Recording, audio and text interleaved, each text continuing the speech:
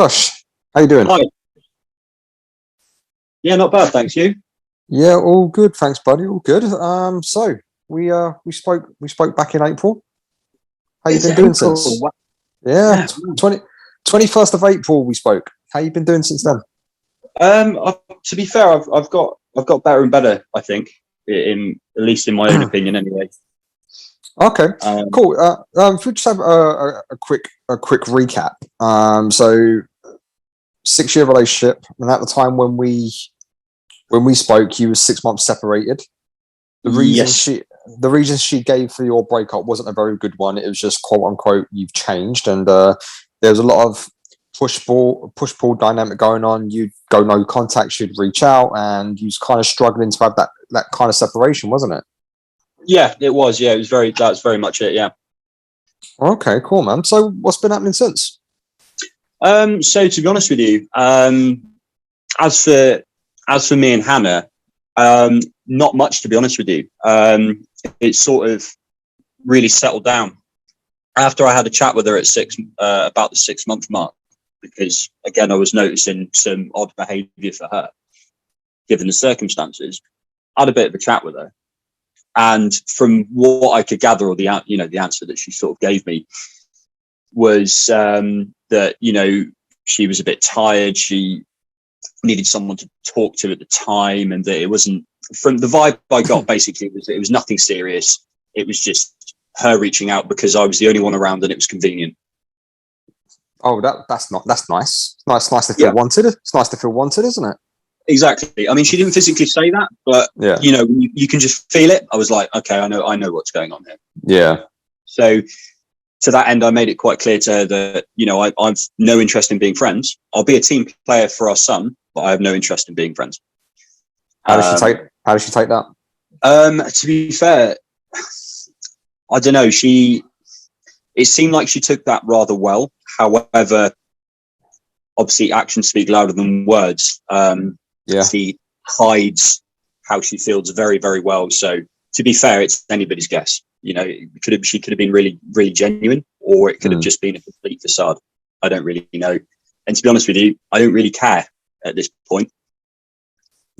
Okay, nice. Do you want to elaborate on that a little bit? So, what have you been doing since April to get you through the breakup? To be fair, since April, I actually got myself sort of in the dating scene properly. Okay. Because I figured, it's been 6 months. I don't love this girl. I don't find her attractive emotionally or otherwise. So I just figured I'll give it a go, see what happens, get myself out there, get a bit more confident, see what kind of women are out there. And to be fair, it's gone reasonably well. I'm not with anybody at the moment Hmm. because I've got quite a busy life going on. I'm changing jobs. I'm a dad. I'm trying to sort out my financial situation, which is actually getting there quite well. So I've been quite busy. However, I have spoken to a few women out there. I've been on, I'd say, 4 dates so far, 2 with the same girl, and they've all gone reasonably well. It's just not been for me. why, Um, why is that? um, well, one of them, I kind of figured, actually, do you know what? It was going a little bit too quick, and I Okay. just wanted to slow it down. And that wasn't enough for her, so I was like, okay, fine. If if you're going to get a bit aggy about this, for example, Red flag. to use the phrase, I was like, then I'm going to back off from this. Yeah, bit of a Um, bit of a red flag if they're getting a bit pissy when you're saying like, "Okay, let's slow down," isn't it? exactly, yeah. So I was like, I need to slow down. She got a bit pissy, so I was like, okay, well, if that's a red flag for me, I'm just going to walk away from the situation, Good for because you. you're obviously not for me. Thank you. Hmm. Second date I went on, uh, the girl that I was speaking to, it was going really well. And then it just sort of, we went on one date, and then afterwards it sort of petered off. We both were really busy, and then it's just one of those things where you sort of lose contact. Yeah. And it was just sort of, and I wasn't really fussed. I was a bit like, well, okay, it's happened. Life happens at the end of the day. So it wasn't really much spilt milk. And then the last one that I had 2 dates with, this is a bit of a funny one, actually. We split up at the same time from our respective partners. Okay. It was kind of weird. Same month. We'd been in the same sort of amount of time in a relationship, which again was very, very weird. So we went on a couple of dates. She was a little bit reserved. So, I was quite chill with that. I was like, okay, no problem. Second date went great. Had a kiss, and then the following morning I get a message saying that she's not ready because she's not ready to go any further because she's not over a past relationship. Which, again, to be fair, I was like, that sucks, and I don't know why you're putting yourself out there if you're not ready. However, I was like, it's not the end of the world. I wasn't. Okay. So did you just like basically say, look, okay, I hear you, and if you change your mind, let me know? Was it kind of that conversation? Yeah, pretty well. I mean, it was a one message deal. She messaged me, I replied to her, she read it, she didn't reply, which is fine. But I basically said, look, that sucks. Best of luck for the future. And I'm on WhatsApp if you need me or you want to talk. Sorry. So that was that, really. No, I think that's a perfectly reasonable response. You're holding boundaries whilst accepting her version of reality at the same time. There's nothing wrong with that. But what about you? Do you feel emotionally available right now? Because it's not been terribly long since you break up. It's what we're talking 8-9 months. It's not been terribly long. We are talking just over 8 months. So do you feel emotionally ready, or is it just a case you're dating for a little bit of fun and you're okay being single? To be honest with you, that's a really, really good question. I have thought about it. I'd say that I am dating to see what the dating scene is like and see who's out there. However, if I meet somebody that sort of, ticks most of my boxes, then I'll see where it goes, but I'm in no rush. And I've made that quite clear to, people that I have spoken to that, and they've asked about, history, because that's the conversation that people tend to have, isn't it? Like, past relationship. Then I mention I have a child, so they ask about that, and then it sort of snowballs that direction, and it's like, oh well, what do you want? And it's like, well, I'm in no rush. I'm happy for it to turn into a relationship, but I'm not gonna do backflips for it. Is that the kind of conversation that's coming up on the first date? Not on the first date. No. It like after the first date, then it would probably come out in conversation, over messaging and things. But again, it's not really a conversation that I take too seriously. I have had people ask me that before we've even gone on the first date. What's your history? Previous relationship.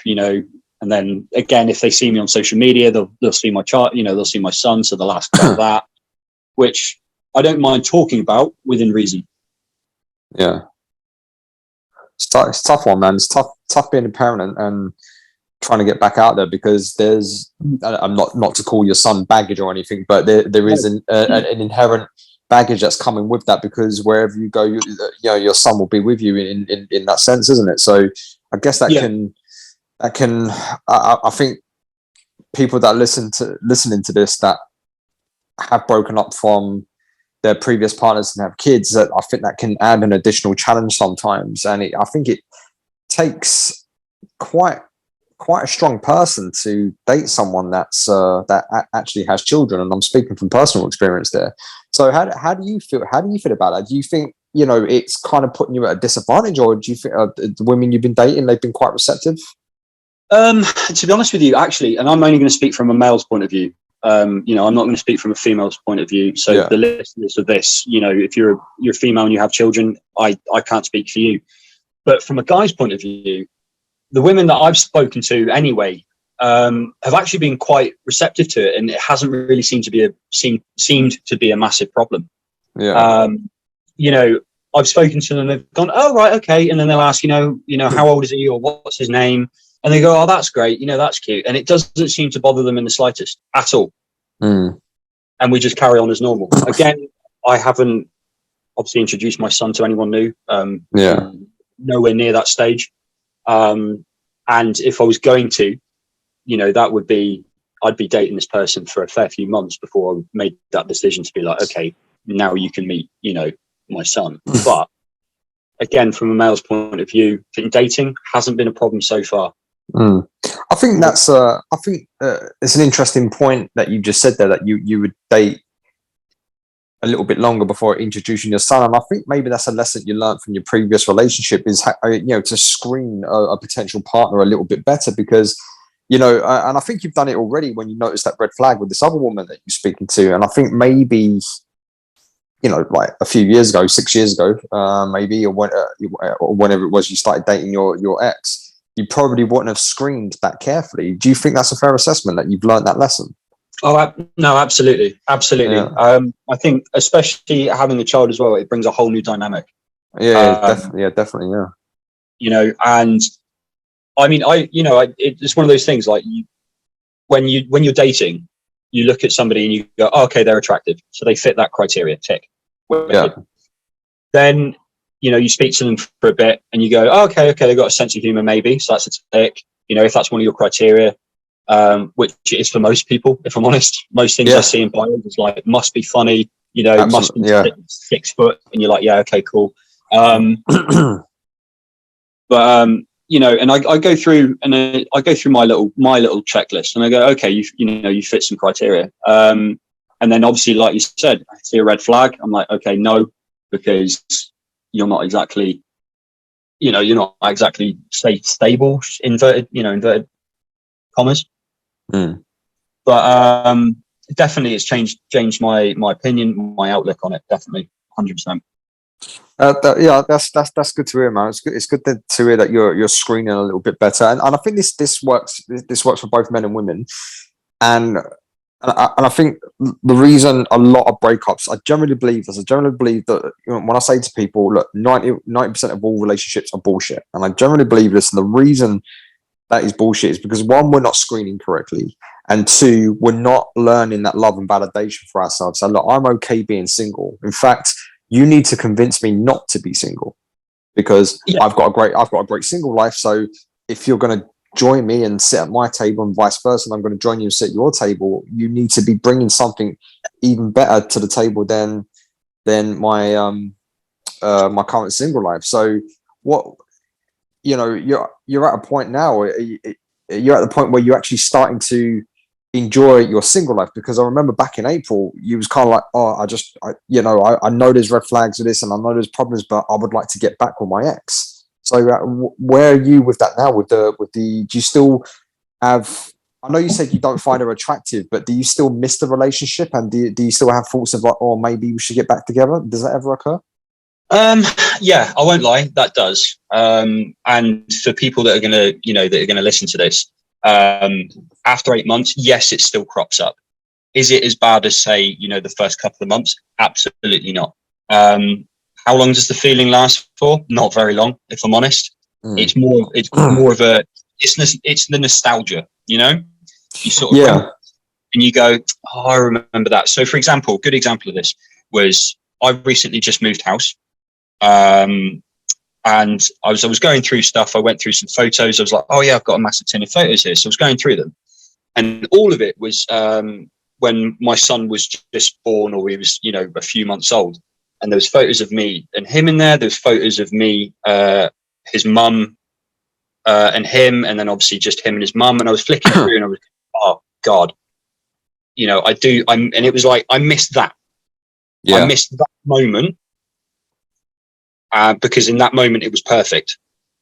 But then, and I feel a little bit sorry for myself for 5 minutes, feel a bit down, and then I'm like, actually, do you know what? I am better off. Yeah, I think there's an important distinction here to make as well. I think a lot of people, they don't so much miss their partner, they miss the relationship, or rather the safety and the security that relationship brought. Because no matter how bad you felt that day, and no matter how lonely you felt that day or throughout the entire relationship, they will be there when you get home to hug you and to tell you everything's going to be okay. And then all of a sudden, right, you've got to face that part of it by yourself. You've got to face that part of life by yourself. And I think that's, I mean, don't get me wrong, when you're genuinely in love with someone, yeah, it sucks balls. There's like no other pain like it. But I think a lot of people, what happens, and I've certainly been in relationships like this myself, where I was in love with the relationship and not the woman. You know, so do you Yeah. think like you maybe you're missing the relationship more than you're missing her right now? Yeah, I think I am. Yeah, I mean, I could, without a shadow of a doubt, I can look back on our relationship, and quite honestly, it's quite sad actually. But I would say the first couple of years of the relationship were absolutely great. Mm. Even after, so what, you got the honeymoon period that probably lasts no more than a year, and then the second year it was still really, really good. Mm. Third year, it was all right. But after that, I don't really remember it being that good anymore. What do you think happened? What do you think happened between that second and third year, or that third and fourth year? Where was the decline? I think the decline came with, and to piggyback off what you said before, I think a failure of relationship, unless it's something serious like domestic abuse or XYZ, something along those lines. I think a failure of relationship is genuinely a 50-50 split of responsibility. Yeah. So I think me being away and being too engrossed with work, because I'm a military man. Yeah. So I was away a lot. She was also busy with work as well. She changed jobs, I think, at the time back then. And also her mental health. And I'm not going to hold this against her, because it's something that she didn't ask for it, but her mental health really became a big thing and was sort of clinically recognized, if you like. Yeah. And I think that's where the change was. And ever since then, it was just a steady decline, but we didn't want to see it. We didn't want to admit that actually this is a big problem. We've got some core wounds in this relationship that we really aren't talking about or rectifying, because neither of us wanted to talk about it. Not really. Ironically, if you did talk about it, you may have saved the relationship. It may have blossomed. Exactly. Yeah. Exactly that. Yeah, because I remember you saying, I remember you saying, I've got my bloody notes in front of me from when we first talked, so I'm not going to say that I've got a memory like an elephant, but like I remember, I wrote some notes here, and I've just got underlined here, communication was terrible. So, and I remember you telling me that. So, I guess if that was one thing you could have improved, hindsight's 2020, of course, but if that's the one thing you could have improved, and I generally think even when two people are busy and they're not, they don't have much time for each other, and even in long distance relationships, and they can be very challenging, I think communication is at the heart of that. And it's not just so much, we're just making time to talk. It's expressing yourself and herself in a clear, concise way. Hey, look, these are some of my concerns. These are some of my anxieties at the moment. Can we discuss it? And I think that is a missing component from a lot of relationships. Is just having that brutal, honest communication and saying to your partner, "Hey, look, I miss you, and I don't feel okay right now. Can we talk?" Yeah. So did that ever come up? Did either of you ever approach that at any time to say, "Look, I know things are shit right now, but let's choose to prioritize this relationship. Let's choose to work on it," because I think anyone, like you mentioned, like the first 2 to 3 years was good, and anyone, any half sane, any half healthy person can maintain a relationship for 3 years. Yeah. No, exactly. After that, that's when ongoing, should we say, negotiations have to happen, and ongoing growth and self-love, and I think maybe what I'm getting here, maybe two things happened between you two. The communication wasn't there, and self-love kind of disappeared for either of you, really. Would that be a fair assessment? I would say, you know what, I would say that is a very fair assessment. And to be fair, you've hit the nail on the head. We didn't communicate effectively together. And that is now one of my big criteria, for a new relationship, is communication, but emotional communication as well. Yeah. In a very mature manner. And I look for a woman that is emotionally mature now. Absolutely. I'm not going to generalize, but from what I've seen so far, in the dating scene and having spoken to certain people, I would say that And like I said, I'm not going to generalize, and I'm not going to say that all women are like it, because absolutely not. But Yeah. there's a fair few women out there that are very emotionally immature. And men as well. Absolutely, Yeah. absolutely. I mean, I can't speak for the male population, although let's be fair, there's 8 billion people in the world, probably 4 billion split either way. Yeah. You know, there's quite a few people that are probably in that boat, and that's something that people don't realise.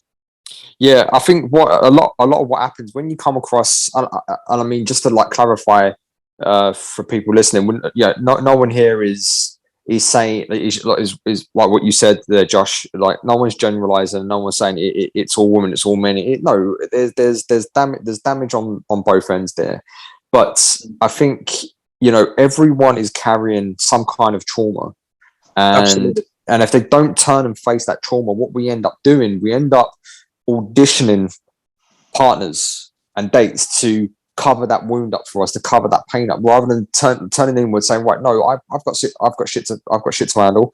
I will handle it.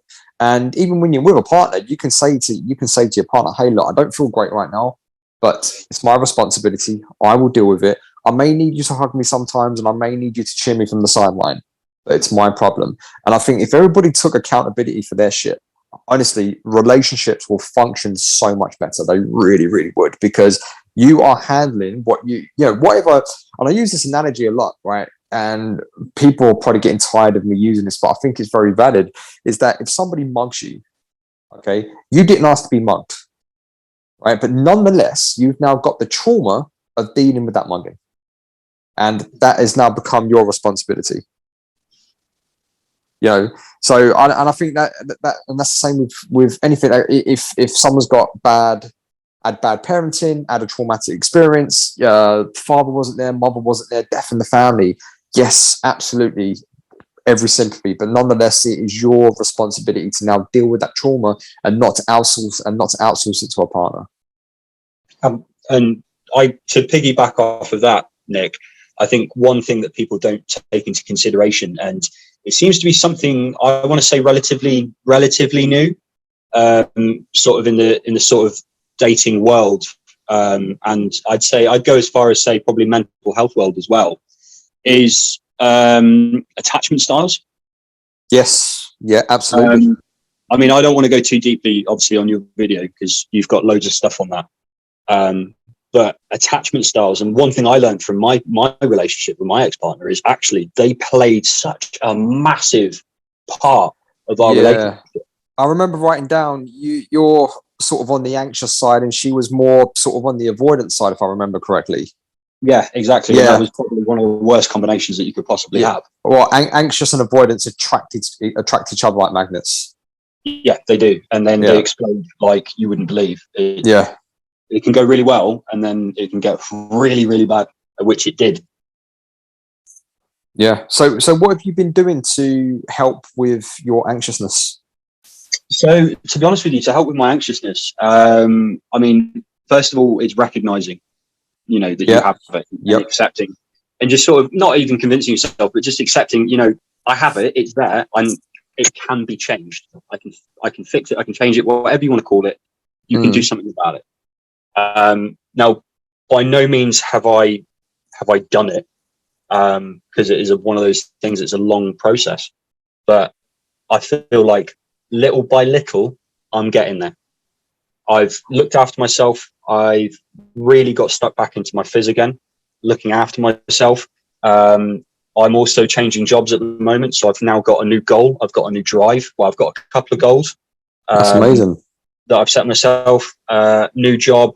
Obviously, parenting wise, is to that's a constant goal. That's going to be a constant thing to do, which is good, which is really good. And what I'd say to people is, if you have kids, it's not a bad thing making them not your whole world, and obviously they're a priority, but really investing, and probably more than you usually would, if that makes sense.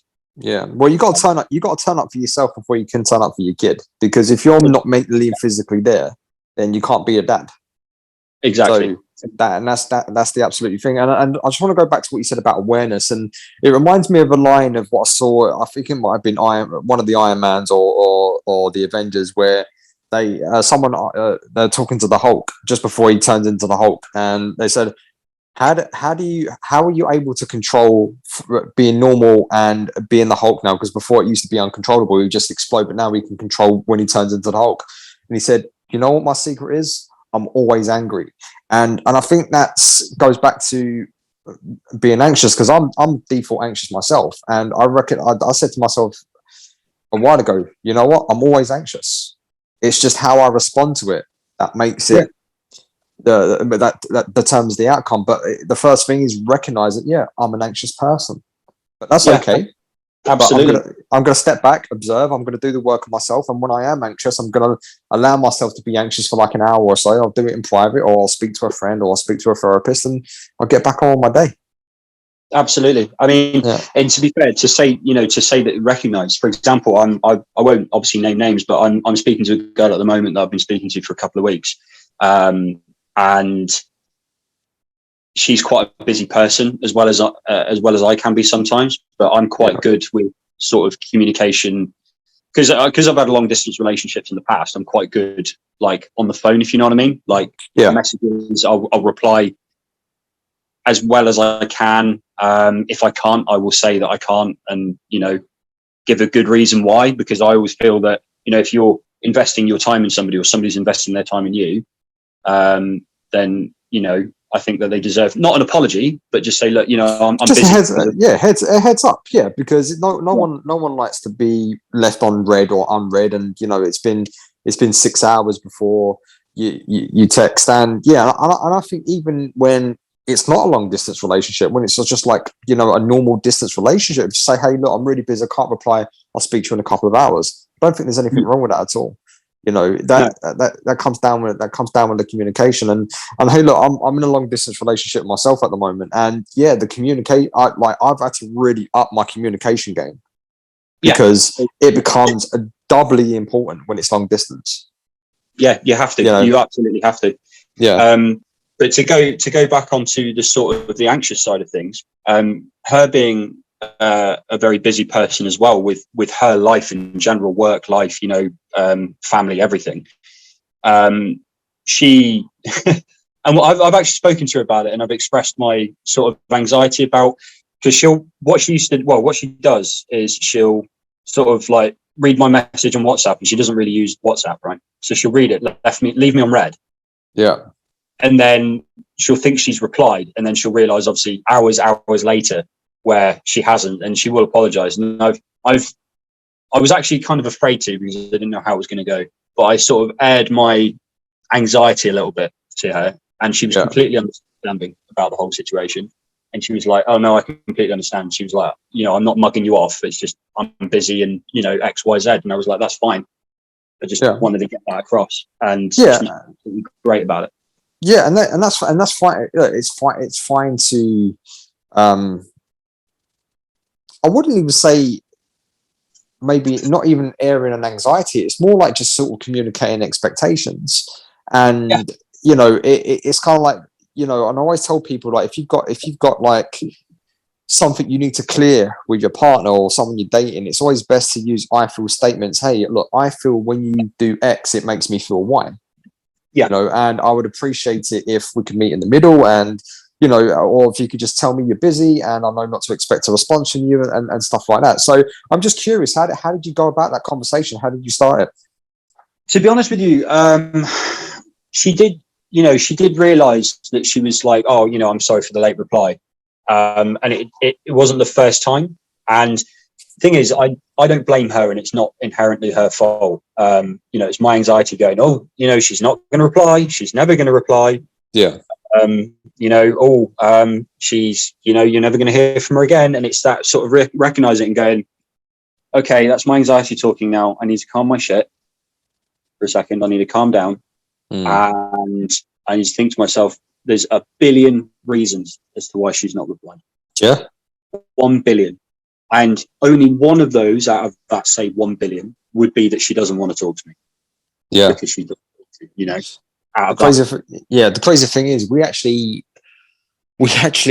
experience more anxiousness in imagination than we do actually in reality.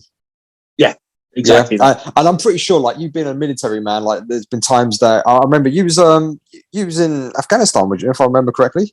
I was, yeah, I did Yeah, just shy of 7 months out there. Yeah. yeah. And like, I mean, so the dangers for you were very, very, very real. But I can only sort of imagine that when you had those lulls in between combat, you is it?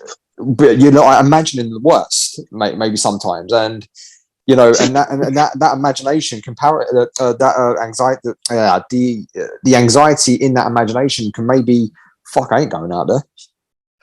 Um, to be I mean, to be fair, sometimes, yeah. I mean, yeah, I just want to just to I'm a big believer in keeping the record straight. We weren't going out there and actively trying to have a fight while we were out. We were doing a lot of protection stuff, a lot of sort of civilian agency support. So we were supporting the local nationals, and sort of doing a bit of VIP protection and that sort of thing. But the threat is still there. absolutely, Even though we're not looking for a fight, there's somebody out there that was trying to hurt us, and it was sort of and it was a lot what we'd call insider threat as well. So instead of it being sort of the enemy trying to hurt us, it could be the local nationals that one day, because of their culture and the way they are, you'd have to understand them to really grasp it. But if you wrong them, which could be, I don't know, looking them in a funny way or speaking to them in an incorrect manner, that could be enough for them to want to hurt you. yeah. So it was very much, if I go out today, I wonder, anything could happen. Anything. It could be enemy. It could be the guy you're talking to. And that was a real threat. However, it was kind of weird. We didn't actually think about it while we were out there. Well, I guess a lesson you can learn from that is to apply that same attitude towards your dating life. Like, I'm just not going to think about it. I'm not going to let this spoil my day.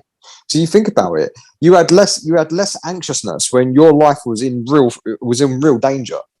Yeah. Compared to talking to a woman that is just a bit busy. Like your life, your survival is in nowhere near in the amount of threat that it was. And your anxiety is way higher. So I think that's a very interesting thing, isn't it? Because maybe that's, I don't know, I'm just going out on a limb here. I don't want to get too deep into it, but maybe there was an abandonment issue somewhere in your childhood, and that's for you and a therapist to discuss. I'm just having a theory. No, absolutely. No, you're absolutely right. There was.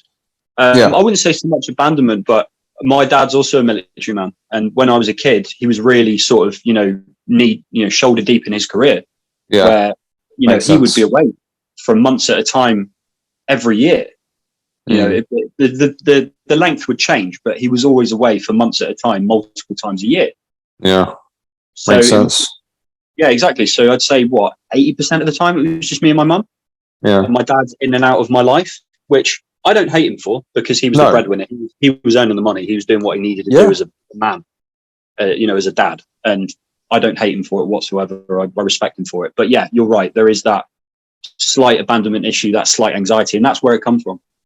I totally get what you mean. Just because, like, look, my dad wasn't a military man, but he worked some mental hours, and there'll be times that we wouldn't see him for days and weeks on end because there was times he worked as a chef, he worked as a long distance lorry driver.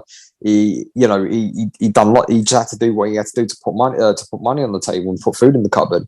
And so, like when I was a kid, I didn't see too much of my dad. Now I have a really close relationship with my dad now. Me and him are very close, but most of the time it was just me and my mum. And my mum's a very anxious person, and so you've got an anxious parent and a parent that's not there because he has to work. So that dynamic actually puts that anxiousness inside you, and that bleeds over into your relationships. And this is why, if you knew how many people I talk to on a day-to-day basis where anxiousness is the biggest killer, along with communication, but the anxiousness and the jealousy and the possessiveness and just not giving the other person the freedom because your own sense of fear and anxiety is just dominating the relationship. It is crazy. It is crazy how much it just kills relationships. It is an absolute cancer on relationships, man. And it's cost me a lot. It's cost me a lot of relationships in the past. It really has. Like 10 years ago, my anxiousness was on another level. I'd always thought someone was out to get me. You know, my ex was ex-girlfriends were always going to cheat on me. They was always looking at other guys, and 9 times out of 10 wasn't the case. Wasn't the case. And when I've spoken to these people, like 10 years down the line, having the knowledge that I have now, I say, hey, look, I know I was a bit of a dickhead back then, but was any of that based in reality? And they said, like, Nick, it was all in your head because I'm not that kind of woman. And I was like, fuck, you know. Yeah. My imagination killed that relationship, you know. So it's dangerous, man. Really, and it's an important lesson for everyone who's listening right now. It's a very important lesson. No, absolutely, and I think it's a lesson that needs to be learned. Otherwise, you know, I'm starting to realise in myself now that if I don't get a grip on my anxiety and really start to recognise it, that it's going to start affecting new relationships and potentially the one. I say the one at the moment, the one that I'm trying to work towards with the girl that I'm talking to. You know, there's been a couple of times when my anxiety's got the best of me. I've messaged her, fearing the worst, and you know what? It's been absolutely fine. It's been it couldn't have been better. And I realised to myself, the more I do this, the more it's going to piss her off, and then she'll go, no, I don't want anything to do with you. Absolutely, man. And look, it's different for men and women. And like, women ultimately are security seeking creatures. That's their primary biological driver is, you know, seeking security in a man, and that's in many forms. It's not just a physical thing. It's an emotional thing as well. They need to feel safe. They need to feel wanted. They need to feel like the man is turning up for themselves. Because if you can't turn up for yourself, she's going to think, well, how the hell is he going to turn up for me? So. And it's okay to be anxious as long as you've got that shit under control when you're working towards it. And it's even okay to say, hey, look, I'm just feeling a little bit anxious today, and I'm just going to tell you about it, but I'll go and fix it. And that's perfectly okay to say. But yeah, you do have to get on top of it, because if it keeps happening, it's like an emotional bank account. If you keep making withdrawals from her emotional bank account and not topping it back up, guess what's going to happen? You're going into debt very quickly. And she's gonna, I can't do this anymore because I've got no more emotions left in this bank account. So it's very important. So what are the kind of things that you are doing or you plan to do to help the anxiety and just get on top of it? To be fair, I am actually looking at doing a little bit of counselling / therapy for it, just for that specifically. Just to really sort of get some tools under my belt to really sort of fix that. I've got some already, but more is better. At the end of the day, as far as I'm concerned, you can never have enough. So I really want to nip that in the bud. But again, at the same time, I think it's time and experience of being in those situations. Yeah, I'd agree. And that's a key thing that you said there. A lot of people, they want to skip this phase of it, you know, and it takes time. It's like baking a cake.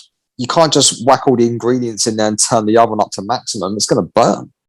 It needs time. It needs time to heat through and raise and be a nice cake, you know. So, and look, it could take a month. It could take 6 months. It could take a year. It could take 2 years. And there's actually studies now that would suggest it can take up to 4 years to get over someone. And it's not like after 2 years, you're still feeling the same things that you were feeling on day one. It's just, you may be just not emotionally available at that time because you're scared of getting hurt. And that comes down to anxiousness as well. So yeah, man, time, and you have to give yourself all that time. But it sounds like you're doing that anyway. It sounds like, well, if something comes up, great, I'll pursue it. I'll see what happens. But if not, no big deal. Yeah. I mean, no, it's exactly what I'm doing. And to say, you know, after a relationship, before I got into the dating scene, and there's probably people out there that listen to this that are feeling like this right now. But after you've broken up with somebody and, you know, and they're like, okay, it's over. You know, that's it. It is over. No ifs, no buts, right? Number one, feelings can change. Yep. Okay. And number two is that, you know, whether you're a guy or, you know, you're a woman, there's 8 billion people in the world. So there's four, either way, like I said before, 50-50 split of 4 billion each. There's definitely somebody out there for you. And that's what I realized by just sort of dipping my toe into the dating scene, meeting people in public or whether it be dating apps. And I don't suggest dating apps because they are the worst. They bring out the worst in people and they bring out the best. Yeah, I'd agree. I'd agree. What I did realize from the dating apps is like, okay, there's a lot of people out there for me. A lot of people find me attractive. People actually like me. Yeah. And there's a lot of people that will talk to me. And because you like you. Yes. That's exactly. Important. When someone sees that you like yourself and you love yourself, that honestly, there's nothing. Yeah, exactly. It's more attractive, and that is that's the best thing. That's the best thing for anybody's confidence is to say, right, this is me. Take it or leave it. I do not give a fuck.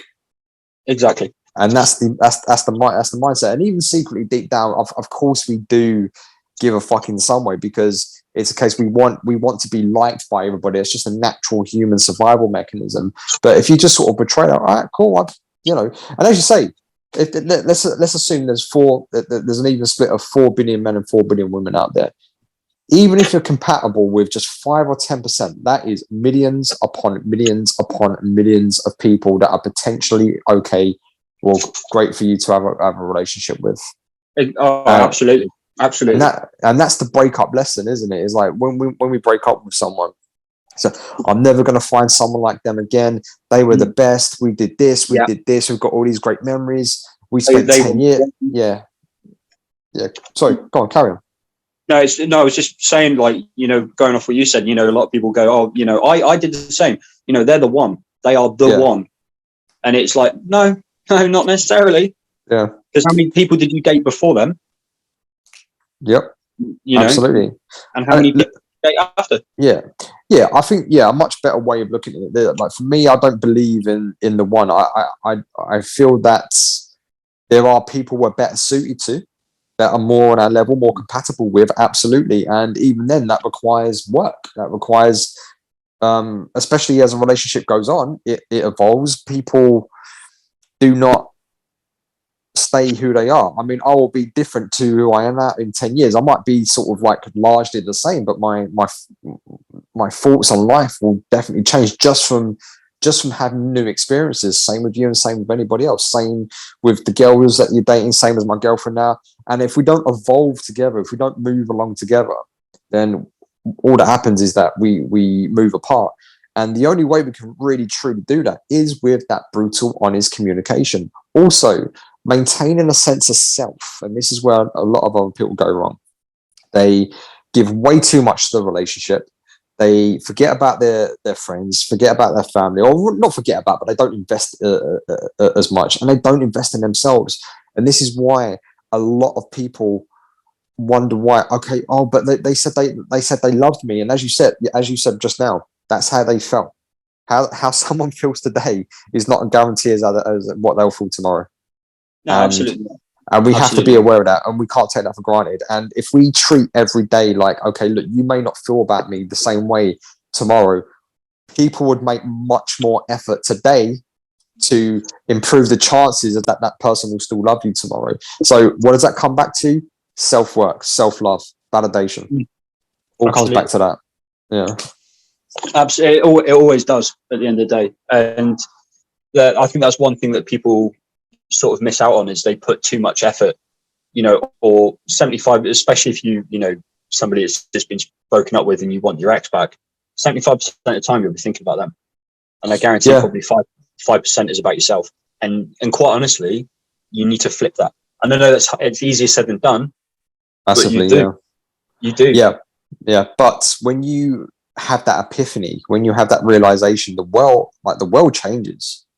How you look at yourself, how you look at dating, how you look at being single, how you look at making friends and stuff like that. That all changes, and that automatically takes your ex down from the pedestal. They no longer have power over you. And ironically, and this is what I say to a lot of people, ironically, people say, when will my ex reach out? Probably when you least expect it. Probably the day when you're actually starting to feel okay and you're actually starting to move on is typically when it kind of happens. But that only happens maybe 50, 60% of the time. 40% of the time, you never hear from the ex. I never heard from my ex. And I'm going to say right now, I did no contact perfectly. Absolutely perfectly. Outside of arranging, sorting bills out, moving out, collecting my stuff, I had not once looked at my ex's social media. I have not once contacted her. There's been no passive aggressiveness, anything like that. Didn't reach out, and that's just the way. But doesn't matter. I've got me back. I'm in a far better place. Been on better adventures, done better things with a better woman. Yeah, best thing that happened. And by the sounds of it, you're on your way to doing that as well. Yeah, I feel like I am. Genuinely, I feel like I am. You know, as for, like you said, with, you know, you no contact. I feel that I've done, probably not absolutely perfectly, but I feel like I've done no contact as well as somebody in my position can do it. Yeah. You know? And do I expect my ex to message me out of the blue? Well, am I expecting one? No, I'm not expecting one. Could it happen? Potentially, yeah, possibly, Yeah. absolutely. It could happen tomorrow. It could happen in 2 to 4 years' time. It could happen one day. It just come out of the blue. But what I think people need to realize as well is that you can't hang on for that. Yeah. You know what I mean? Because I've seen a couple of friends of mine that, you know, they've split up, moved on, but they're always, they're in the back of their minds, and one of them's admitted this. He's like, in the back of mind, he's like, I've always expected her to message me back. Always. Yeah, I can get that. I can understand that, because I kind of had, it reminds me of my situation. I kind of had that same thought for probably a close to 18 months. I thought, no, she's going to reach out. She'll definitely reach out. And even at the point where I was actually feeling okay and I was enjoying single life, I was like, no, I should definitely reach out, because we did have a good relationship. And that was the thing. And that was always the thing that, like, the back of that little subconscious part of me hung on to for a very long time. And it didn't stop me from doing anything, but maybe it kept me emotionally unavailable longer than I should have been. And that's the key thing. And I don't think, maybe there's no right or wrong answer to that. Maybe we're going to feel that for as long as we're going to feel it, and one day we just wake up and it's gone. And that kind of what happened to me. I just woke up one day and it was like, oh shit, it was the anniversary of the breakup. I didn't realize until like a day after, or it was her birthday, or it was her daughter's birthday. And I'm like, I'm not actually remembering these dates anymore. And that was kind of for me like, I guess I'm getting through it now. But one question, an hypothetical I'd like to ask you: if your ex was to reach out right now, if she was to say, Josh, look, I've made a massive mistake. I love you. I've been thinking I want you. I want us to be a family. How do you think you'd respond to that? Okay. I mean, I'm not gonna lie. I've put thought into this myself actually a few times, and if somebody says that they haven't, they're a liar. Yeah, absolutely. Absolute liar. Okay, even if you think about it once, you've still thought about it. Yeah. My answer is twofold. If me and my ex had never had children, I would have cut ties, and that would have been it. Even if she reached out, I said no, absolutely not. Right. Because we've had a child, depends where we are in our lives, massively. Yeah. Depends what I'm doing. Obviously, it depends if I'm with somebody. If I'm with somebody, no, she ain't got a chance. I'm sorry, absolutely not. Yeah. It depends what things she's put in place to change. Yeah. Has she leveled up? That's exactly. Has she leveled up? What's she been doing for the last 8 months? Exactly that. I mean, don't get me wrong. If I was single, she was single, and for the sake of our child, I would say I would consider it, and I'll talk to her. I will speak to her. Yeah. And I will see where she's at and see if she's leveled up. She hasn't leveled up, absolutely not. Because it'll do more harm than good. If she appears to have leveled up, then I will consider it. But I'm not going to say yes. I would consider it only because of our child. But that's it. Crazy, man. And just think, as little as 2 months ago, you wanted to get this woman back. Yeah, I know it's crazy what can happen within the space of 2 months. It really is. Absolutely, man. But also, and I think, you know, there is power and personal responsibility, and I think this is where I believe I said this to you before, where your military training does come into play here, because you've had that drilled into you that you could quite possibly be in situations where it's just you and you're going to have to survive. So I think you've got that self-sufficientness sort of built into you, which is a massive advantage, but it doesn't mean other people can't get it as well. Learning to say, right, you know, look, I'm by myself, right, it sucks. And this, again, like if you was ever in a situation where you got separated from your unit in the middle of nowhere, right, I'm by myself, I'm scared, it sucks, but work the problem. Let me start walking towards home. Even if it's 200 miles, I'm going to start making steps. I'll do what I can. And I think that's the mindset that you have to have, because, you know, even if you're making baby steps towards that goal, you know, you're gonna be closer tomorrow than you were today. And I think people, they see this massive goal in front of them, and right, okay, I'll be okay in a year. And what they're seeing is a 12-month trek, where what we should be doing is, right, okay, look, I'm just going to get through today. I'll get through tomorrow, yeah, and that day. You know, so does that make sense? Does that sound like maybe a similar journey to what you've been on in the last two months or so? Yeah, I'd say quite early on, you know, in the breakup, I'd say probably from, if I could break it down, I'd say 2 months after the relationship, I had an epiphany. You know,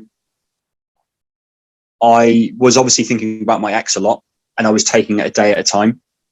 Literally a day at a time. It was like, where I could describe it, survival mode. You know, keep yourself in. I say distract yourself in inverted commas, but, you know, throw yourself into something, whether it be fizz, whether it be a hobby, whether it be, you know, if your hobby is fizz, good for you. You know, throw yourself into something, but get help as well, you know.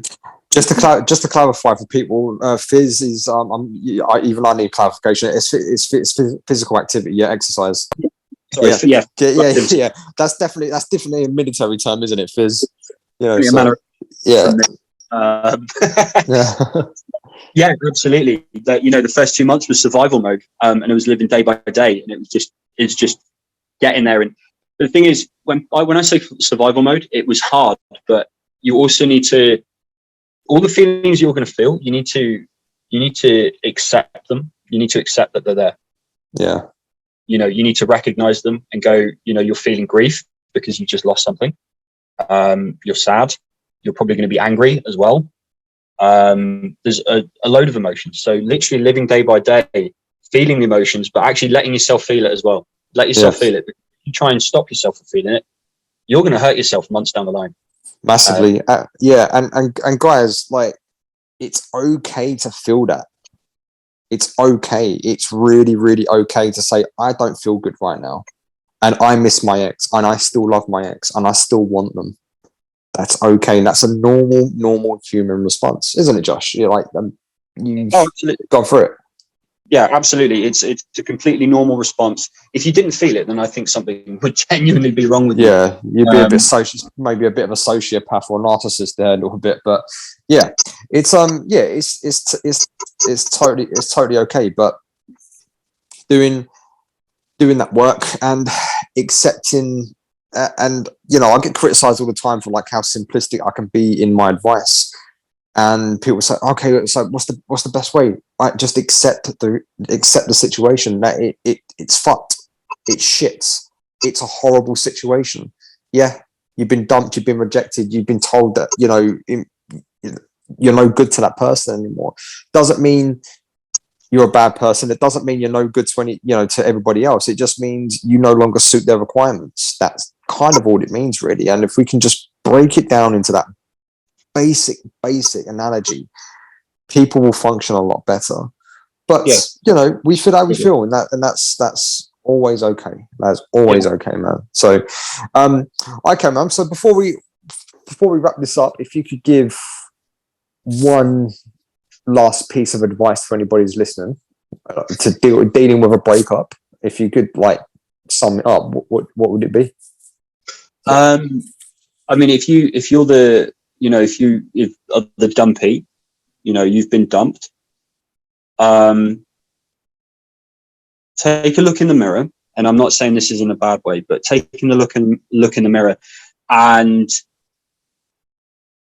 take stock, take accountability for your actions and take accountability for your emotions as well. Like I said, accept that they're there, recognize them and feel it, is a big one, because again, I've seen a lot of people that have been dumped out of a relationship, and their first thought is that the dumper is evil, is the worst person in the world. And we forget that actually these are real people, at one point that we loved. And don't get me wrong, between me and my ex, I'm trying to be very objective. She's wronged me, and I'm not holding on to it. I'm just letting it go, because what's the point, right? Yeah. But she's also a human being. Yeah, it doesn't mean she's a bad person because she ended the relationship. Yeah, it doesn't make her a bad person. I mean, of course, if you had as we said at the start of this conversation, if you had an abusive relationship or someone cheated, then that's a different conversation altogether. There's a but when it's just like, should we call this quote unquote a standard breakup where someone just doesn't want to be with someone anymore, or it's just run its natural course? You said it perfectly, Josh. They're human beings as well. And they get shit wrong. They get shit wrong, and that's how they feel right now, guys. Maybe in a month, 3 months, 6 months, they may reconsider. They may feel differently. But the important thing is, let them have it, let them be, and give them the space to feel their feelings. Because, guys, it will catch up with the dumper sooner or later.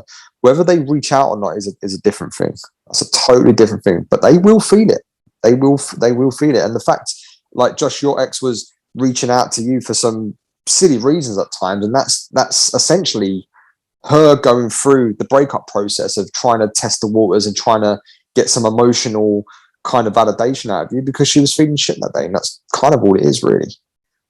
So yeah, I would agree with that sentiment, to be honest with you. Yeah, and I think it's something that them reaching out and accepting the situation, or sort of coming to terms with it, or hot and cold, the hot and cold. Yeah, the hot and cold. I think that can happen for a very long time, and it can be on and off. And the example that I'll give is, obviously at the 6 month mark, I was getting a lot of hot and cold treatment from my ex. I confronted her about it. About it. She sort of palmed it off as if it was nothing. Very recently, Father's Day, I got a load of basically homemade gifts from, in inverted commas, from my son, for Father's Day. Yeah. Which, is like a hand-painted card and a little flower pot with a sunflower seed in it with a little tag on it that said, "I love you, Dad," and it was lovely. It was absolutely lovely. Yeah. I assumed it was something that came from nursery, because they usually do that: Mother's Day, Christmas, Father's Day. Until I realised and looked at it properly, I was like, "That's my ex's handwriting." And then I asked her about it, and she had made it all off of her own back. Wow. Bearing in mind that Christmas, my birthday, I got nothing from her. Yeah. Absolutely nothing. And then all of a sudden I'm getting this, and I confront her about it, and she's sort of a bit laughy about it and plays it off. But at the same time, I think she's still, I don't want to read into it too much, but in my mind, I was like, why would you go to that effort? Yeah, it's best not to get too deep into that, because it could drive you crazy. But I think if that was me personally, I would just think of it as, okay, she was just ensuring that my son recognizes Father's Day kind of thing. That's probably, I would just come out from that angle personally. But unless there's an open declaration of saying, "Hey, I still love you and I want you back," you just assume it means nothing, and that's it. Yeah, exactly. Unless you get something concrete, then that's it, really. Everything goes by the wayside. Yeah, absolutely, man. Okay, buddy. Josh, thank you so much for taking the time today. I really appreciate giving the update and sharing your story, because I'm hopeful. The reason I'm recording these sessions now is people can see that there is light at the end of the tunnel, and you've absolutely smashed it, my friend. You really have. I can't believe the progress that you've made, and you should be super proud of yourself. You know, you really should. And yeah, you're doing great, man. You're doing absolutely great. Just keep doing what you're doing. I think you're going to be. I think, you know, when you get to that point where you're in your next relationship, and you will get a new relationship, there's those when the time is right. The lessons that you've learned from this, you will be able to tackle these relationship challenges that come up, and it happens in every relationship. You'll be able to do it so much better and healthily because you are aware of your bullshit essentially, and so, all right, cool, yeah, I've got bullshit, but I'm dealing with it. It's mine. It's not for you to fix. I'll fix it, and that's the important lesson here, man. And you're going to do great. And yeah, I'm so happy for you, mate. I really am. No, thanks very much, Nick. And you know, you, like we said a couple of months ago, you know, you really helped me out with something that was a key moment for me, I'd say. So, you know, I can't thank you enough. And, you know, I've obviously watched your videos because I got your help, you know. Yeah. But I'm glad I can help, you know, I'm glad I can help you, and hopefully I can help some people out there as well that are listening to this. Absolutely, man. It's all about the message. You know, if someone, you know, it's it kind of sounds hypocritical because obviously I do make money out of YouTube and I do make money out of the coaching calls and stuff like that. But it genuinely is my hope because, like, I have a day job. I don't like depend on this for my living. It's just something I do on the side. But it is my genuine hope that conversations like this, the content and the Facebook group is enough for people not having to reach out for a one-to-one call. In fact, guys, after 3-4 months, don't listen to my channel anymore. Get off it and start listening. Well, you can listen to the self-improvement stuff, but getting the X back and that kind of thing, that's the first 3 months. After that, move on to something else, man. That's what we should be doing. And like Josh, you're a perfect example of that. You've done the work, and that is the important thing. You did the work, and you continue to do so. So I appreciate your kind words. And look, the best way to say thank you to me is to level up, and you've done that. And you've done that, man, and that's fantastic. So I really appreciate it, man. Anyway, bud, I've got to start preparing for my next coaching call, which isn't recorded, but so I need to get on that in the next 15 minutes. So anyway, man, look, you're in the group. Keep me updated. Drop me an email whenever you feel like it. Just let me know what's going on, or message in the Facebook group. And yeah, man, I appreciate everything you've done today. Really do. Thank you very much, man. No, it's not a problem. I'm glad I can help, and thank you, Nick. And good luck with your new girlfriend as well. Well done. Thanks, bud. Take care. I'll speak to you soon. See ya. Bye. Bye-bye.